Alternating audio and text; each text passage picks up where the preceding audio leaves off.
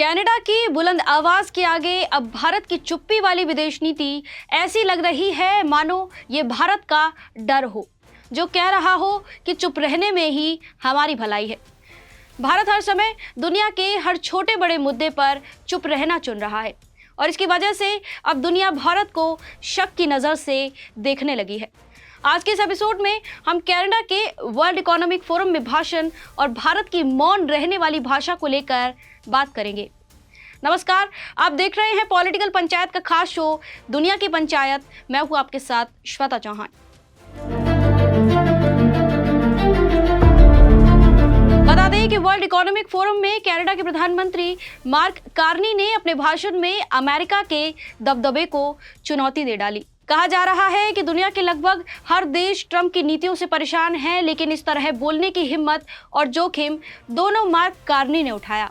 बीते मंगलवार को स्विट्जरलैंड के दावोस में वर्ल्ड इकोनॉमिक फोरम को संबोधित करते हुए मार्क कार्नी ने कहा कि ताकतवर देशों की प्रतिद्वंदिता में मिडिल पावर वाले देशों के सामने दो चॉइसेस है, या तो वे सपोर्ट पाने के लिए आपस में होड़ करें या हिम्मत के साथ एक तीसरा रास्ता चुने। इसे देखते हुए भारत समेत दुनिया के बाकी देशों को लग रहा है कि अभी चुप रहना ज्यादा बेहतर है। वहीं दूसरी तरफ कनाडा के प्रधानमंत्री को लग रहा है कि मौजूदा दुनिया के इस सिस्टम में विध्वंस की स्थिति बनी हुई है। इस वजह से मार्क कार्नी खुलेआम कह रहे हैं कि पुरानी व्यवस्था वापस नहीं आएगी और इसका शोक नहीं मनाना चाहिए, बल्कि एक ऐसी व्यवस्था के लिए काम शुरू कर देना चाहिए जो कि इंसाफ दे। कार्नी तो ये तक कह रहे हैं कि मध्यम शक्ति वाले देशों को भ्रम की दुनिया से बाहर आ जाना चाहिए। और कार्नी को यह भी पता है कि ट्रंप की नीतियों की आलोचना करना एक बहुत बड़ा जोखिम है, क्योंकि कनाडा की अर्थव्यवस्था बहुत हद तक व्यापार पर निर्भर है और साल 2024 में कनाडा के कुल एक्सपोर्ट का 75% अमेरिका में हुआ था।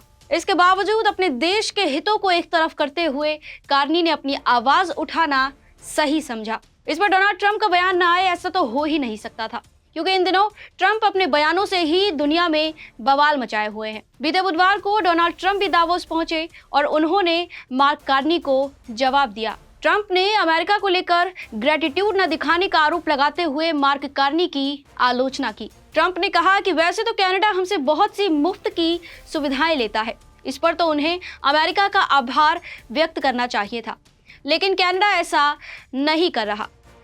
वैसे कनाडा की यह नाराजगी इसलिए भी है क्योंकि इससे पहले डोनाल्ड ट्रंप कनाडा को अमेरिका का 51वां राज्य बनाने की बात कह चुके हैं और इसी वजह से कनाडा ने इस पर जवाब दिया है।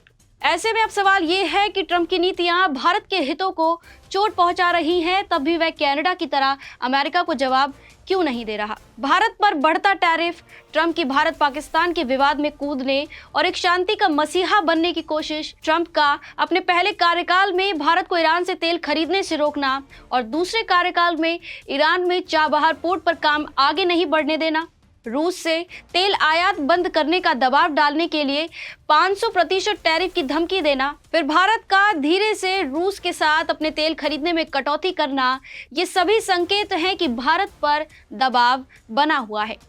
फिर भारत ने दूसरे देशों के हितों को भी ध्यान में नहीं रखा और तब भी चुप रहना सही समझा। जब अमेरिका ने वेनेजुएला में सत्ता परिवर्तन किया, गाजा में इजराइल ने सैन्य कार्रवाई की, यूक्रेन पर रूस ने हमला किया, ग्रीनलैंड पर विवाद बना, तब भी भारत चुप है। और इस चुप्पी को क्या समझा जाए, दुनिया ये जानना चाहती है, क्योंकि भारत हमेशा से अपनी रणनीतिक स्वायत्तता की बात करता है। वह हमेशा मंचों पर खुद को एक महाशक्ति के तौर पर पेश करता है। $4 ट्रिलियन की अर्थव्यवस्था का फायदा ही क्या जब हम $30 ट्रिलियन वाली अर्थव्यवस्था को जवाब ही नहीं दे रहे। क्यों हमने चीन और अमेरिका पर इतनी निर्भरता बढ़ा ली है कि वो जब चाहे भारत को आंख दिखा दे और भारत के पास चुप रहने के सिवा कोई ऑप्शन ही ना बचे। अब समय है कि भारत को अपनी विदेश नीति में बदलाव करना होगा ताकि दुनिया भी इसे महाशक्ति मान सके।